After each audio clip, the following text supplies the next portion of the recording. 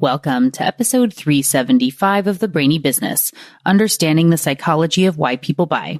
In today's episode, I'm excited to introduce you to Yves Boudreau, Head of Technical Sales at Google Cloud. Ready? Let's get started.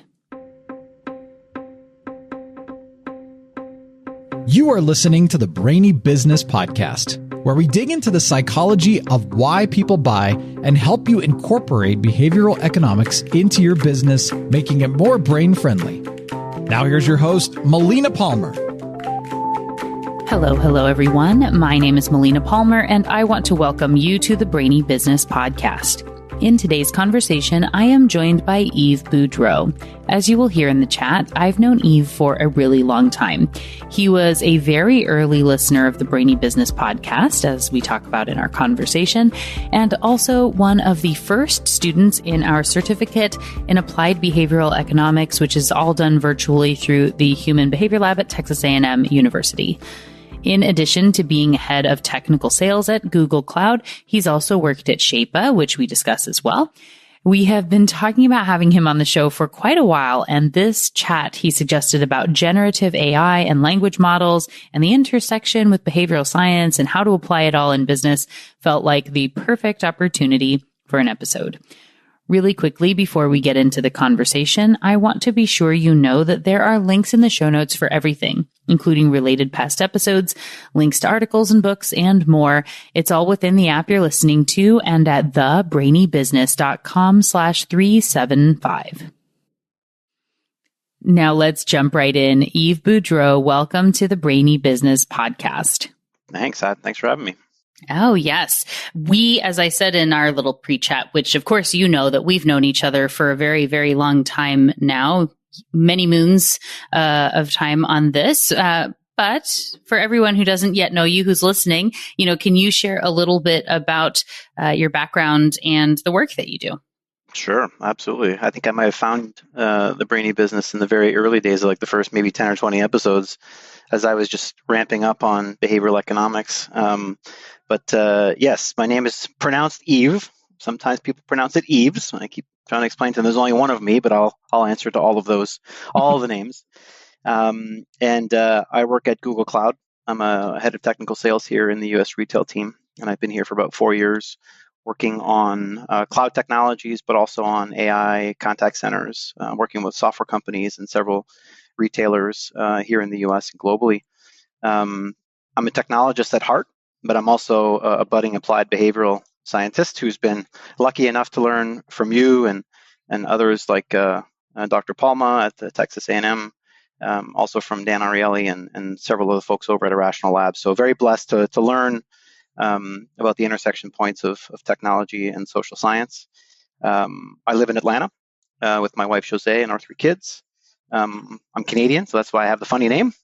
But we've been here in the U.S. and now we're dual citizens. We've been here for almost 25 years ago. But I think my life is kind of proof that a kid from a small mining town in Northern Ontario can end up in the Bay Area and work for a big tech company and be able to share some knowledge with the listeners today. Nice. And so you said, I think that you and Jeff may have some sort of, we'll see if there's a competition as to who found the Brainy Business first. But I know that you both were very early listeners, and I appreciate you both very much. And that's Jeff Poole from the Human Behavior Lab as well, which has brought in a lot of that connection there. Do you know what brought you, where you said, you found the Brainy Business was like right at the time that you were starting to look at behavioral science? What kind of prompted that for you? Funny enough, it's actually a longtime friend of mine in the Bay Area who started the company Shape-a, Nadia Lavi, who's the CEO over there, co-founder with Dan Ariely. And I remember the night that I was begging him in his driveway to actually let me participate in helping. Because the Shape-a mission, and I'm sure you'll reference the episode that Dan came and chatted with you on, was very interesting to me because it has a personal connection for me in terms of, health and weight and how to actually influence people in such a way to make it a bit more of a positive experience as opposed to the negative one there.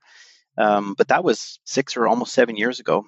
And from then I got a chance to meet Dan, read books that I had already read, frankly, and just got started into binging on every single book and research and podcasts, which is how I ended up finding you and a lot of the folks that build this community. Yeah. Nice. Well, thank you for that and for what you did to make that episode with Dan take place. So thanks for that back in the day. So excited that you're here now to be able to talk a little bit. We've been talking about doing an episode on something for quite some time. So I'm excited for this to come to fruition today. And you had proposed for us to have a conversation about AI and some of the stuff you're doing, you and the collective at Google. Do you want to share a little bit about what your thoughts were and how we got here? Yeah, absolutely. So just to get this out of the way, I'll be representing my own opinions today. I can't say that I could ever speak on behalf of Google as a whole, but I can certainly share my experiences and my opinions as things are quite fast moving here.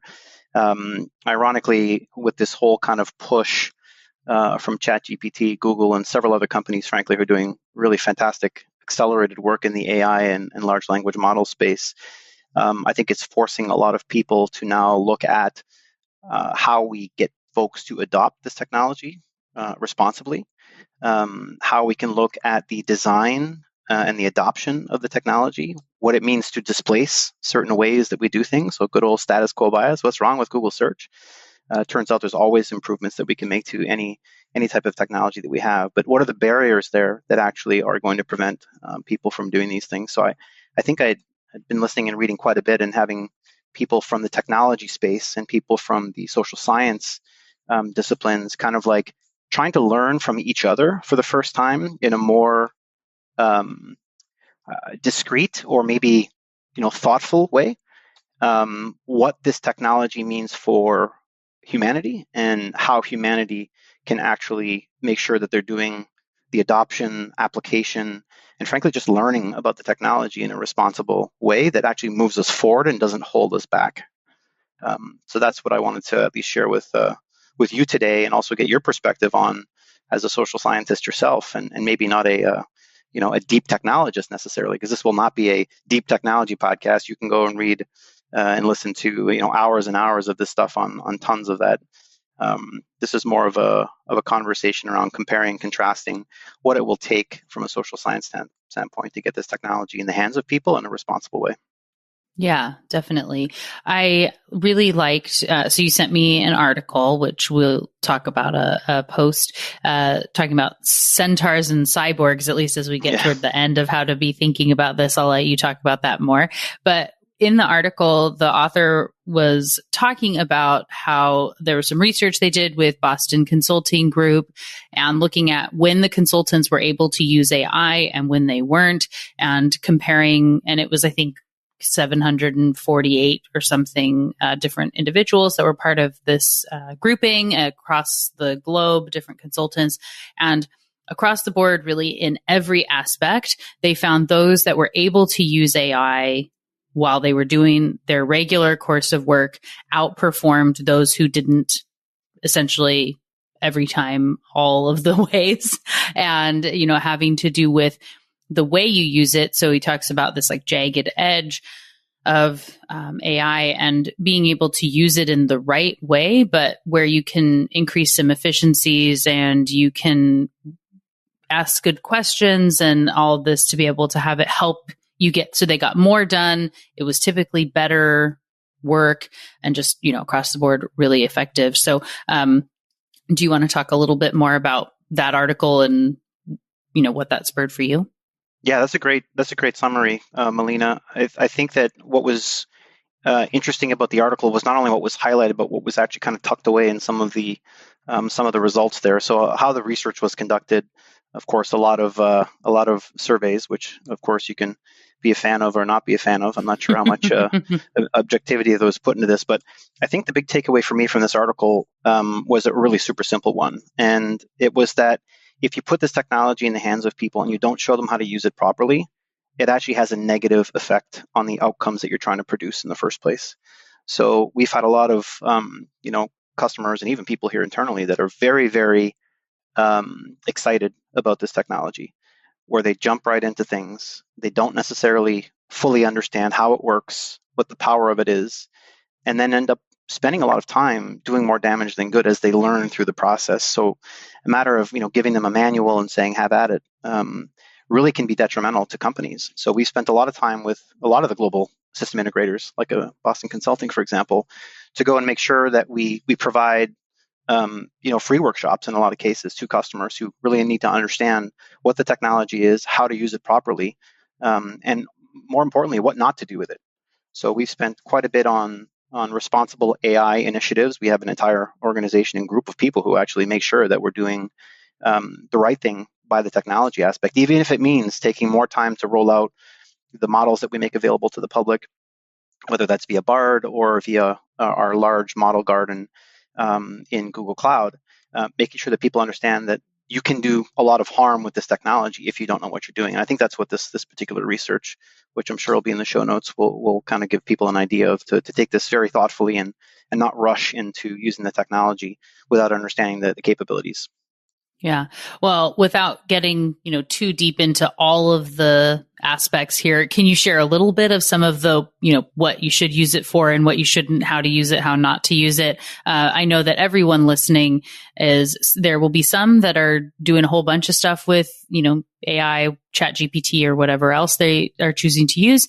And there are some that are kind of saying, I know it's there, but I don't want to because, or that's a tomorrow problem, or not ready yet, or whatever. And so if they're looking to step into using it and want to make sure they're doing it responsibly, do you have some insights of some clear, yes, do this, and definitely don't do that?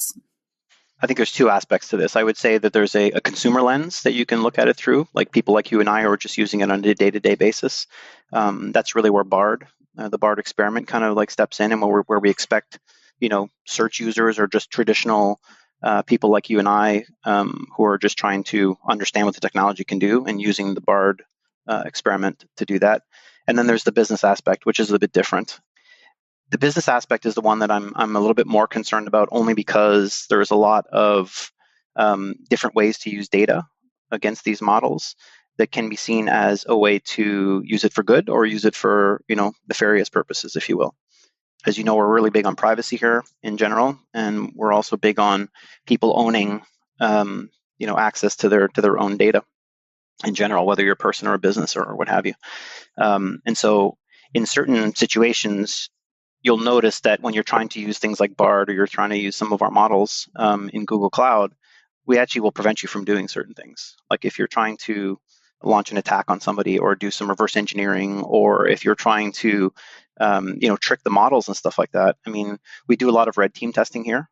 You can find some information about that from some of the teams actually that have done some good public speaking on it, written tons of white papers, in order to actually kind of mimic, right, from a white hat perspective, in a responsible way, trying to trick these things into doing things that are not good. And I mean, I'm not here to debate for what people are going to say is good and not good, or what's true and not true. But I think inherently we have a pretty good idea of something that's going to cause harm and how not to use those things to cause harm, or to produce information that, frankly, maybe you don't want to see. I'll go a bit into more detail here.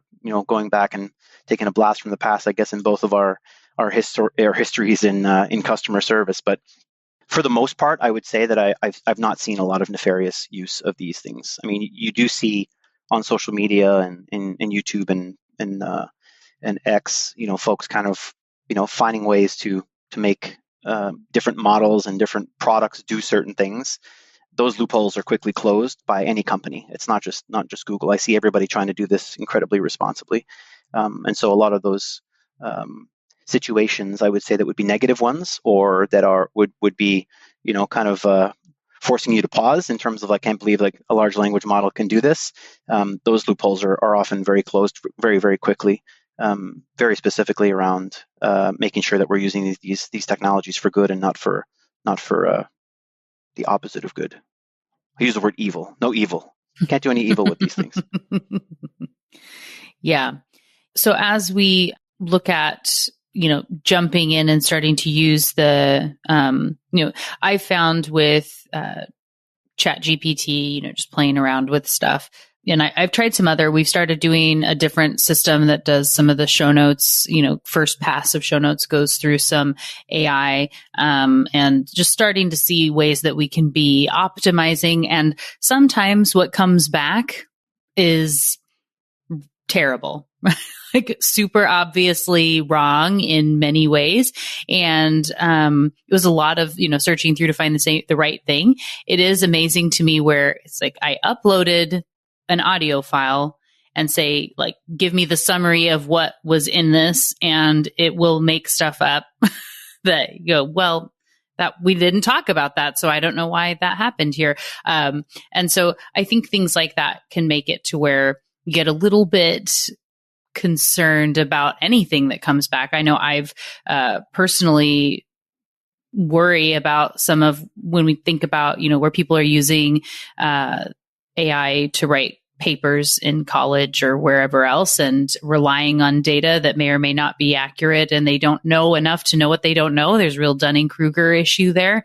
And so it has been interesting, though, to see how professors, some of them that have been talking about ways to, you're not going to get rid of the technology, right? So that's where it's easy for any of us to say, well, people shouldn't use that. You mentioned status quo bias earlier, right? And to say, well, if competitors are doing this, this is just their thing, and eventually it won't matter anymore. We'll try to put up the walls so people can't use this, and we'll block the Wi-Fi so they can't whatever. And it's totally ridiculous. And knowing, like, in the student case, and like I said, this professor was talking about, that they're going to use it. It's here. It exists now, and being able to teach people how to use it effectively is so powerful. Being able to say, go home and do a first draft of the paper using AI, and then bring it in, and we're going to have a discussion about what is true and what seems wrong and how you might optimize based on what's come back, right? A way that what you're doing in class is different than what you used to do, but it's leveraging the tools that exist now. I really liked in that paper that we've already talked about, or that article, he was talking about how the AI really helped the less stellar consultants. They had a huge lift. They went, it was like 43% uptick in their performance from being able to use the AI, where those top level consultants didn't quite have as much of a lift because they're already like at the top of their game. So this, lifting up, and he gave the example of mining and those who were able to, dig well with a shovel into a rock wall or whatever it was,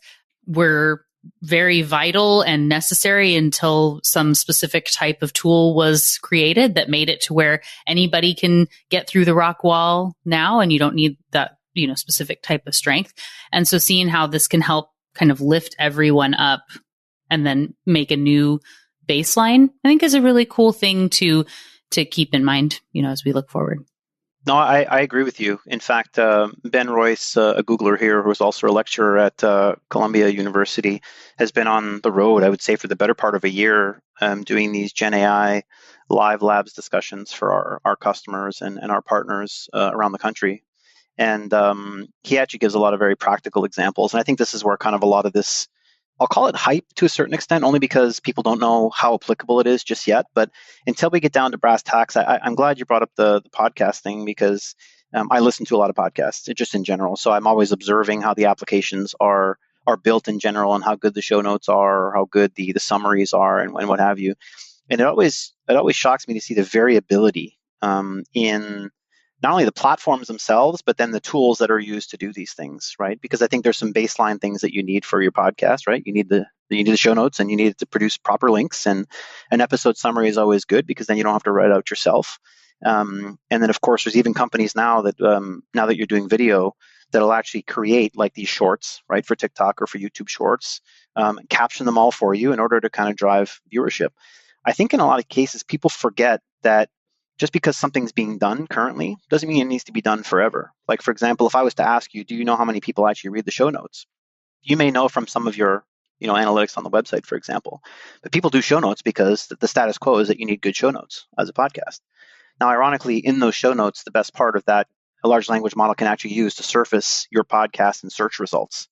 However, not every podcast platform has the greatest search results because they actually use different models to actually surface those results. And there's good search engines and there's search engines that are not as good. Just so lucky that we work for one that actually works pretty well. But you'll notice even in our own search, we have a lot of different products. They all have a search bar in it. They don't always surface the same results either. And that's because we use different models in different products, all right, that are fit for purpose. So in a podcast, I may use specific show notes or content of a podcast or even stuff that's in the video in order to surface a result. Whereas in Google search, I may use a whole different set of data to go surface those results. All that to say that models in general for AI are very, very specific to applications and businesses, and those kind of vary. So when you have these large language models that have billions and billions of parameters, and you're trying to make them do something that's fit for purpose, it doesn't always do the right thing because it can do so many things. So over time, you'll see companies like ours and others as well shrink these models down for very specific application, like conversation summaries, like show notes, for example, like show summaries as a whole, in order to make sure that we can provide a very good experience for that particular function within the application that provides value to either you as a podcaster or as me as a listener. But it's surprising to me that there is still so much variability in just the quality of the applications themselves. And then underlying that is, of course, some of the machine learning and the data that's required to actually make that machine learning and AI really kind of shine for the end user. Mm-hmm. Yeah, definitely. So I had an interview with Rory Sutherland that's going to be coming out just before yours. And, we were talking about, he was saying where it was asking for like your top advice of things that you tell people and where he's had success. And he has said, so being really good at Google searching, he said, is a thing that has really helped him in, amongst other things. That was one piece, but saying even the nuance of where you can use brackets and plus signs and quotes and things that no one ever really gets taught, the functionality that can happen that can get you to really, really good search when you understand how to use those prompts and things. And so in that, he had mentioned, we talked a little bit about AI and saying how now there are the like prompt technicians or whatever that are coming out into space now. Yeah, prompt engineers. Yep. Right. That's right. Prompt engineers being able to, I knew technician was wrong, but it was just what came to my head. So yeah, a prompt engineer, someone who's able to tell you how to ask the question to get to where you're wanting to get to, or who can take on that task. But it's the same thing I've been talking about for a whole long time in the value of behavioral economics and behavioral science, and like understanding the question you're trying to ask, how to ask it, and being thoughtful about it, because a slight change in the question can get you somewhere completely different. And I think, everything with AI and, these language models is helping to show just how far reaching that really can be. Yep, and I can wax poetic on the and Rory's been at this game for a long time, right? So have a lot of the agencies out there. In fact, I would say that they're probably the birthplace of behavioral economics before it really even existed. Ironically, not so much by observing data as part of what's going on, right? Because I don't really consider survey data, only because it's what somebody's telling you, right? As opposed to what they're actually doing, which is one of the cardinal rules that we're violating, I guess, in behavioral economics in general, right? Trust but verify. Right. Or more simply put, right, what people say and what people do can be vastly different, as we've learned. So I think a lot of the agencies, like Ogilvy, for example, have really kind of doubled down on these practices to go make sure that they're actually comparing between both things, so that they can make strong recommendations to their clients from that standpoint. Ironically, you and I both got our starts in contact centers. You answered the phone at an airline, right? If I'm not mistaken. And I used to work for an internet service provider, and we didn't have any IVRs or systems that would help automate these things. The line, every time somebody had an issue with their computer, it went straight to me. So I still strongly recommend today that anybody, whether you're an executive or not, you should always spend some time in a contact center, because that's where really the magic happens, or frankly, the frustration of consumers really kind of ends up being there. And so some of these applied areas, and I'll ask you some questions here, because I think you've got better experience than I do from that standpoint, because It was a very small company. I think we were 3 people there. So we didn't really have any of the best practices of like quality management with our agents and training. It's like, please pick up the phone, greet the customer, and make sure you fix their issue was basically the training that we got. So I'm pretty Yeah. sure it's a little bit more involved than what you have. But over the last 4 years, I spent a lot of time with a very specific discipline of our portfolio, which has been our contact center AI portfolio. I've learned so much in terms of how we can actually help companies and consumers. And I've also learned how a lot of companies are really not interested in helping companies and consumers. You can produce all sorts of interesting data that just kind of slaps them in the face and says, hey, this is what you should do, and then they don't do it. Which then the whole social science kind of aspect takes over, saying, okay, so you need to do this, and you're not doing it. And that's the why, where you can do a bunch of question storming to try and get them to snap out of it. And there's always good reasons for it, but then that's where all the behavioral science concepts just kind of come flooding through, where you have to really try and understand, okay, I'm trying to influence a behavior, whether it's for a consumer or somebody who's serving that consumer. I'm trying to remove these barriers, right? Either by introducing friction or removing the friction. And then I'm trying to show people what the benefit to them would be in order for them to, increase their motivation to go fix these things. So, for example, one of the technologies that we actually have is a product called CCAI Insights. And the Insights platform is a very large data platform that you would import thousands, if not millions, of actual conversations, whether they be recorded conversations from a contact center, or they might be transcripts from digital interactions, whether they're chats or SMS messages. Basically, they're customer conversations with agents. It's really what's happening on the front line. So when you call in and somebody says this call might be recorded for quality purposes, which I'm sure people have heard many, many times, this is a very, very large, the expression that we use is corpus of data, where everything about your business lives. And you can import that into this Insights platform that we provide to customers. And then from there, you can actually do things like identify with a large language model or even with just a regular machine learning model, the topics that are being discussed. From those topics, then you can actually drill in a bit deeper in understanding, okay, if I wanted to automate some of these things for people to self-serve, right, what would those topics be? Where would I get started?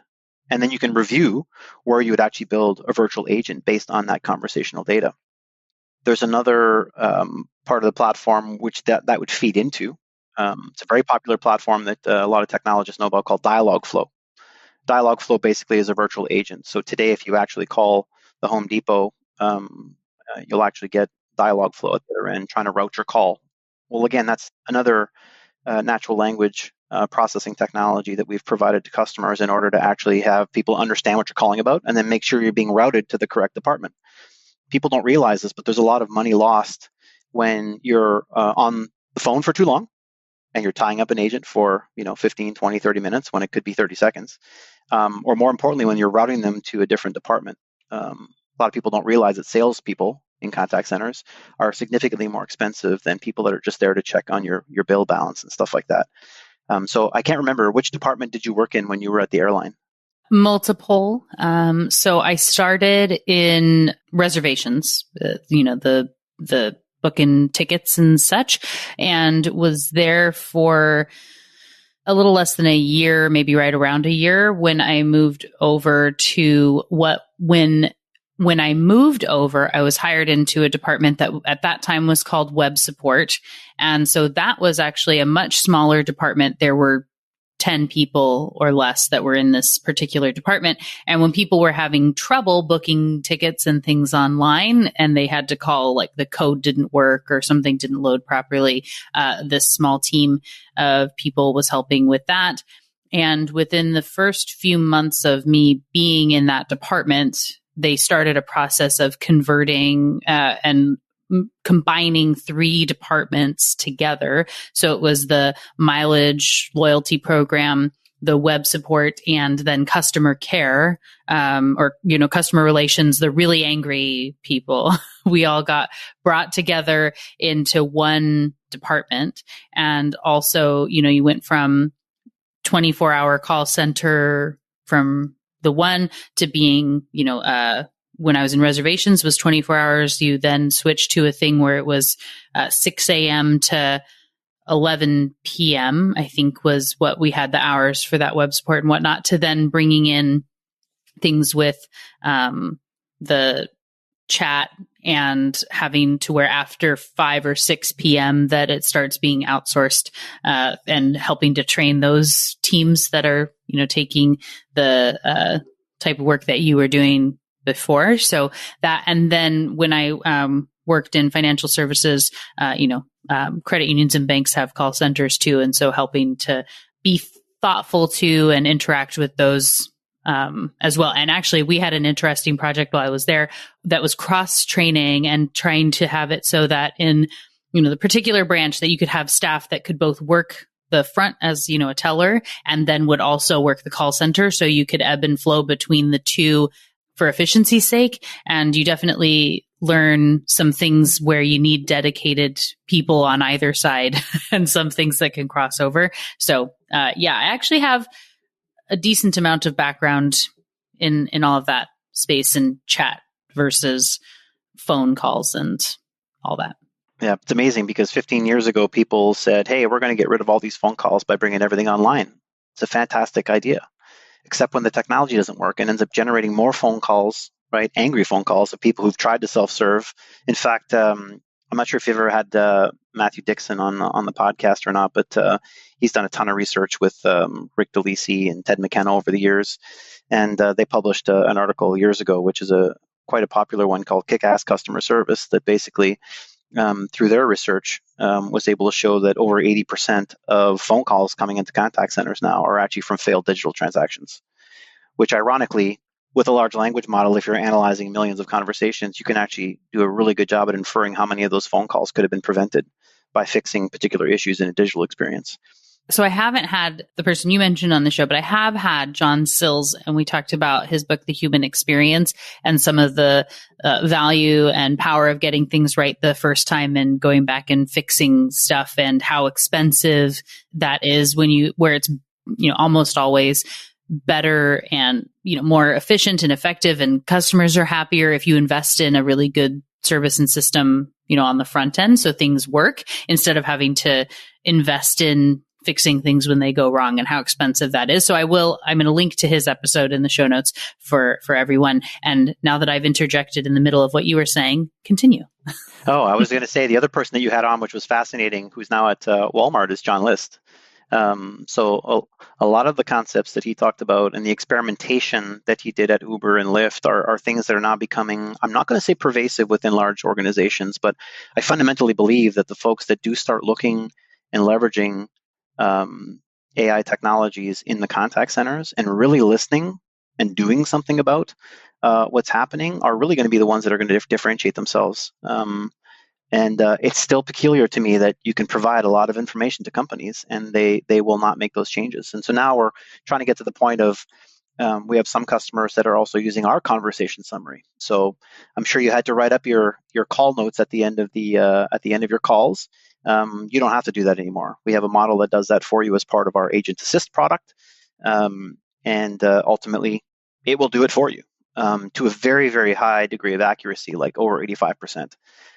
Ironically, when you ask customer service agents why they don't click on the button to copy the conversation summary over to the actual CRM, you get a lot of interesting answers as to why they aren't adopting the technology. So there's a lot of reactance, I would say, to adoption of AI technologies. And there's a lot of motivated reasoning that happens that really I think is going to just now start being studied, because nobody likes the slap in the face of, I understand that this data is telling you ABC, XYZ, and it's not what you want to hear, but it's the truth. It's what's actually happening in the data. So you can spend your time in motivated reasoning land trying to tell yourself why that's not the case, or you can accept it for what it is and do something about it. So when I talk about the intersection of AI and data and social science, these are the types of things that are fascinating to me personally, that I want to make sure that we can encourage more people like John List, for example, to really push those agendas within the companies by also sharing information, right? The deepest, darkest secrets are in the contact centers, right? Nobody likes to air their dirty laundry. There's a reason for that. However, if you're able to actually share some of that information in a confidential manner within your own company or even within your industry, you can make some significant changes for good. Frankly, I hope one day I won't have to tell everybody about the poor customer experiences that my mom has when she's calling to try and get help for something, or even the phone calls that I make and that I record for test purposes for my own poor customer service experiences. We can do better.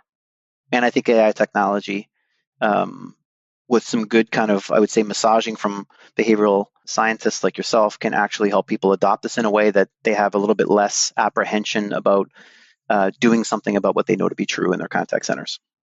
Yeah. Well, I'm definitely a couple other, so I'll link to John List's episode in the show notes as well.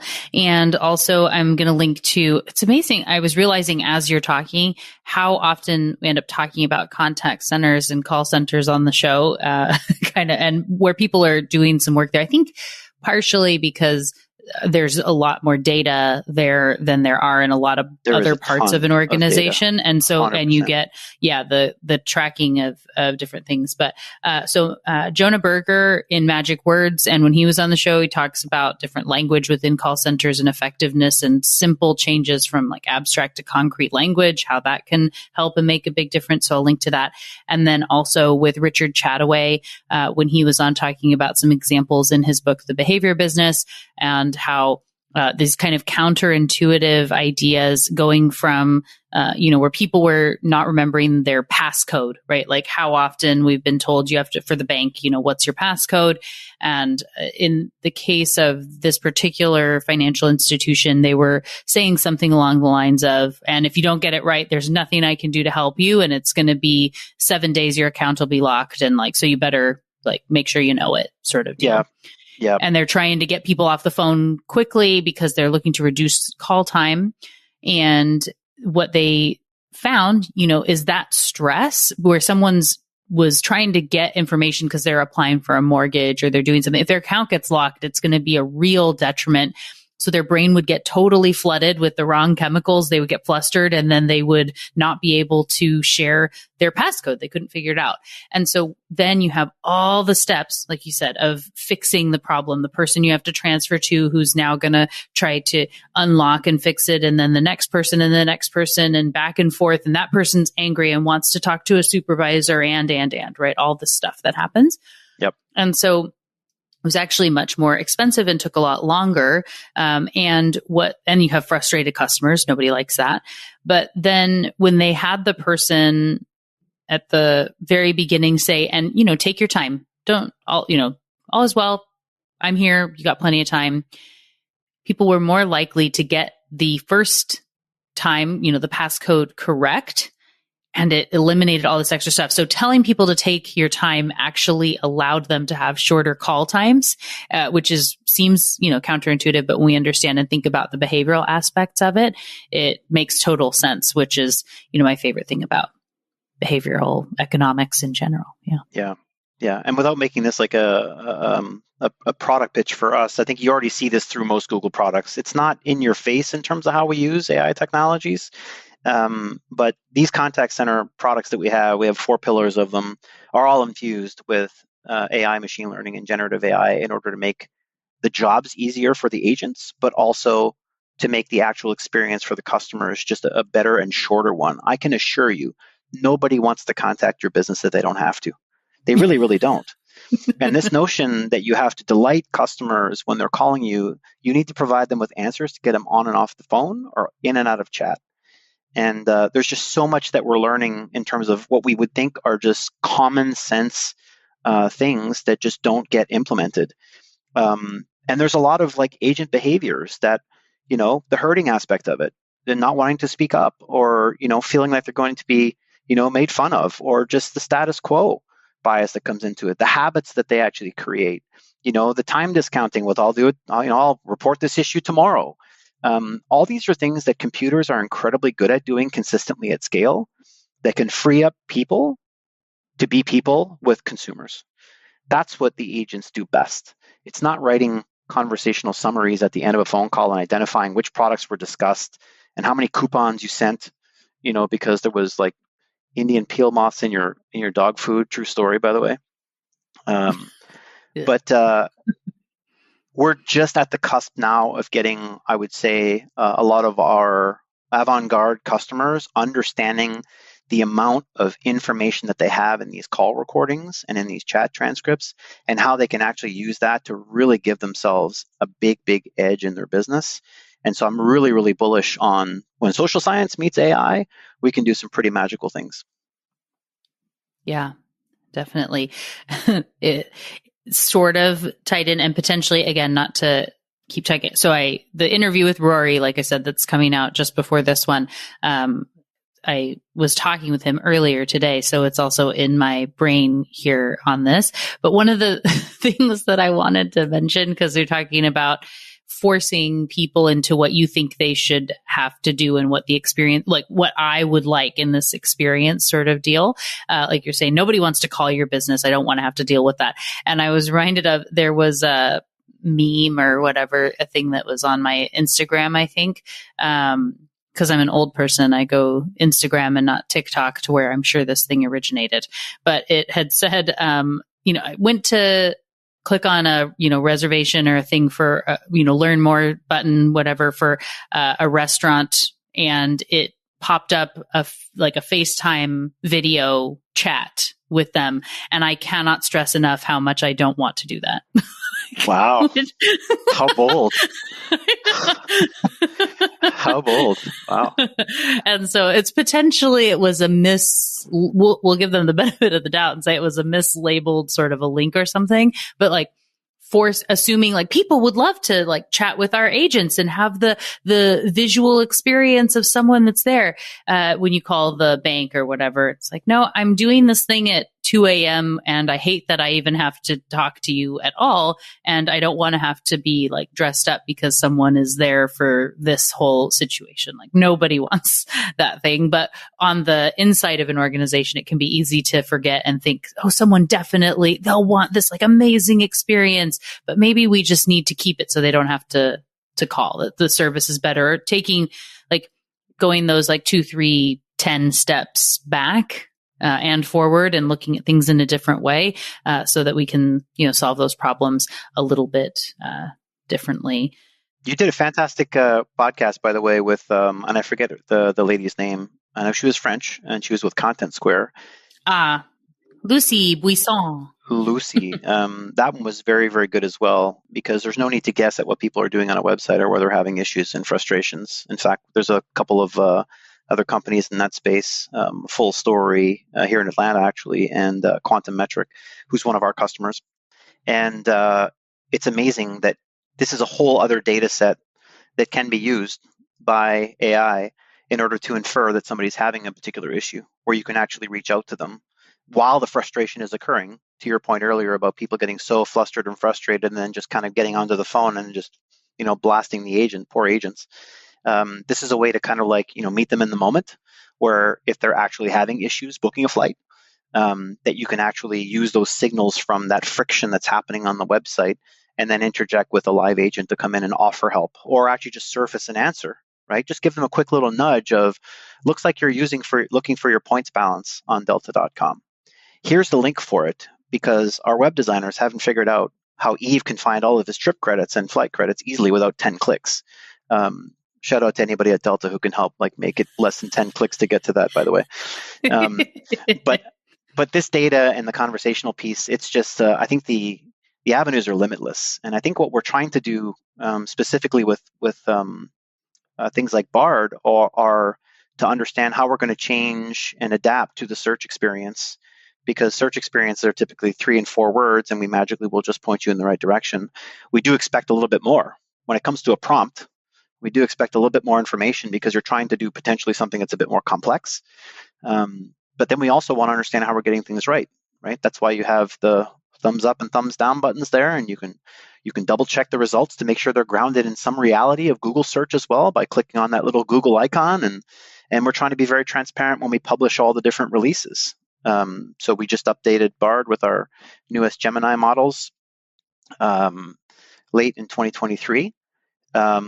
And you can provide feedback right in the interface. You can copy and paste things. So we're also learning how people are interacting and trying to use that actual user data itself of the points and the clicks and frankly, just the feedback that they give us in order to improve these products so that we can make them actually usable and save people time. Because this is another self-service mechanism that hopefully will stop people from having to contact the business to get information or sit on hold for an hour like I did with ADT to cancel my service, which was not a good experience. Yes, I was definitely, reminiscing on the call center when I worked there. And so in that small team on web support, there was this perfect moment. So I worked 2 p.m. to 11 p.m. when we were in that. And it was because I was going to college, so it was actually a perfect shift for me. That worked out, yeah. I did class from 8 a.m. to 1 p.m. and then I worked from 2 to 11 Monday through Friday every single day and was working on, then having to be doing research and reading and papers and all of that in my undergrad. But it was nice. There's some lulls in the contact center where you can be doing some reading and stuff. But we had a point where, so there were just 2 of us that worked until 11 p.m. And there was a rush where people would be calling in that like 6 o'clock, 7, whatever. And if one of us got hung up on the phone where somebody's taking a long time, then the other person is having to answer everything in the queue. And if somebody's holding you hostage in that way that you can't get off the phone, you get stuck. And it'll make it to where then the wait very quickly becomes an hour long or whatever as you're trying to get through the queue of people. And there are in multiple behavioral things on this. One, there was one other person in the department that was finishing his shifts that would go until 7 or 8 or something.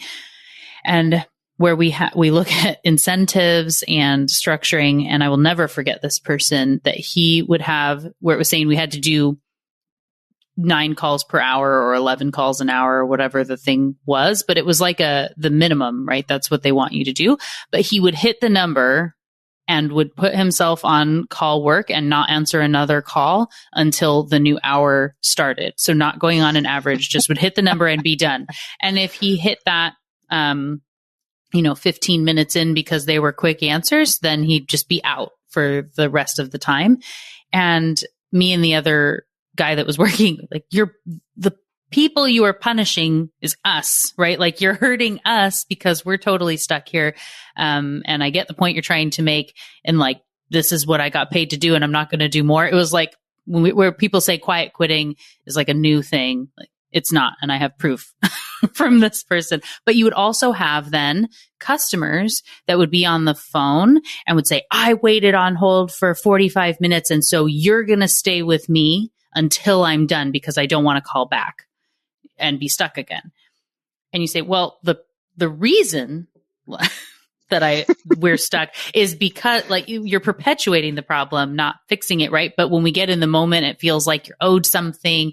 And the way we think about things, it's just a really interesting thing. You can't logic someone in that moment to get them off the phone. You just have to say, of course, I fully understand. I'm here and happy to help in any way that I can. I'm here for you. But it's just a really interesting thing where that human side always matters, even when we're looking at the technology, be it in phone systems and chat, AI, whatever else. It just all the way we produce and where we put effort and intention and the way we think about problems, all of that, understanding those aspects of human behavior, of course, are so important, which I'm, listeners, you're here, you get it. That's why you're here listening to the show, right? Yeah, the Cobra effect is real, right? I mean, these perverse incentives and vanity metrics are everywhere, and it's something that it would be great if we could break through those at some point. In the just do it for Yves' mom. Let's just do it for Yves' mom. Yves' mom, your mom, anybody deserves a better experience. I mean, nobody wants to be wasting their time on a phone for that long, especially the agent certainly doesn't either. Nobody wants to be there. So how do we prevent that from happening, and how do we improve the self-service aspects? I think is something that when this technology and social science meets, I think we're going to do some pretty magical things. I keep using the word magical. Yeah. I'm not quite sure if it's a Disney day or what's happening, but all about it. Maybe it's Rory. It's the alchemy of it all. Could be. It It could very well be. It could very well be. Well, Yves, thank you again so much for joining me on the show. It's been a lot of fun to chat with you about all the things today. For everyone who wants to continue a conversation and chat and learn from you a little bit more, what's their best route to do so, to connect? You can find me on LinkedIn. That's probably the easiest way. Or you can just email me.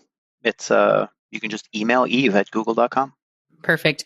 Well, we will put the link to your LinkedIn in the show notes. We don't do emails in the show notes because I do remember that. Spam, it's a real thing. And for spelling purposes, as we've already identified, we'll make sure that that's linked for you there so you can check out and connect with Yves. So thanks again for the conversation. It was a lot of fun. It was magical, as they say. It was magical.